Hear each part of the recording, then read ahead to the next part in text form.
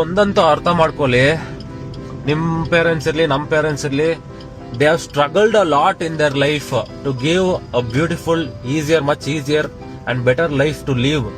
ಯಾಕಂದ್ರೆ ನಾವು ಅದನ್ನ ತಗೊಂಡು ಇನ್ನ ಒಂದು ಹೆಜ್ಜೆ, ಇನ್ನ ಒಂದು 2 ಹೆಜ್ಜೆ 3 ಹೆಜ್ಜೆ ಮುಂದೆ ಹೋಗ್ಬೇಕಂತ ಅವ್ರು ಅಷ್ಟು ಸ್ಟ್ರಗಲ್ ಮಾಡಿರೋದು. ನೀವು ಅದನ್ನೇ ಸ್ಟ್ರಗಲ್ ಮಾಡಿರೋದನ್ನ ನೀವು ಏನು ಅವ್ರು ಸ್ಟ್ರಗಲ್ ಮಾಡಿದ್ದಾರೆ ನಿಮ್ ಪೇರೆಂಟ್ಸ್, ನೀವೇನ್ ಮಾಡಿಲ್ಲ ಅಂದ್ರೆ ಆ ಸ್ಟ್ರಗಲ್ಗೆ ಒಂದು ವ್ಯಾಲ್ಯೂನೇ ಇರಲ್ಲ. One generation help this generation, our generation to be better. ಇವಾಗ ನಮ್ ರೆಸ್ಪಾನ್ಸಿಬಿಲಿಟಿ, ನಮ್ದು ಏನಿದೆ ರೆಸ್ಪಾನ್ಸಿಬಿಲಿಟಿ ಮೈನ್, ನಾವು ಇನ್ನ ಚೆನ್ನಾಗಿ ಇಂಪ್ರೂವ್ ಆಗ್ಬೇಕು. ದೇವ್ರು ಎಷ್ಟು ಕೊಟ್ಟಿದ್ದಾರೆ, ಪೇರೆಂಟ್ಸ್ ಎಷ್ಟು ಕೊಟ್ಟಿದ್ದಾರೆ, ಅದನ್ನ ತಗೊಂಡು ಇನ್ನ ಡಬಲ್ ಆಗಿ ಗ್ರೋ ಆಗ್ಬೇಕು. ಅದನ್ನ ತಗೊಂಡು ಕೆಳಗಡೆ ಹೋಗೋದಿಲ್ಲ, ಇಲ್ಲ ಜಸ್ಟ್ ಸರ್ವೈವ್ ಮಾಡಕ್ಕಿಲ್ಲ ಅವ್ರು ಕಷ್ಟಪಟ್ಟಿರೋದು. You have to fight and be a better person, better than anyone in your family. Generation bloodline ಅಲ್ಲೇ ಯಾರು ಇರಬಾರ್ದು ನಿಮ್ ತರ. ಅಷ್ಟು ಹಾರ್ಡ್ ವರ್ಕ್ ಮಾಡಿ, ಅಷ್ಟು ಫೋಕಸ್ ಡೆಡಿಕೇಶನ್ ಅಲ್ಲಿ ಅಷ್ಟು ಮಟ್ಟಕ್ಕೆ ಬೆಳಿಬೇಕು ನೀವು.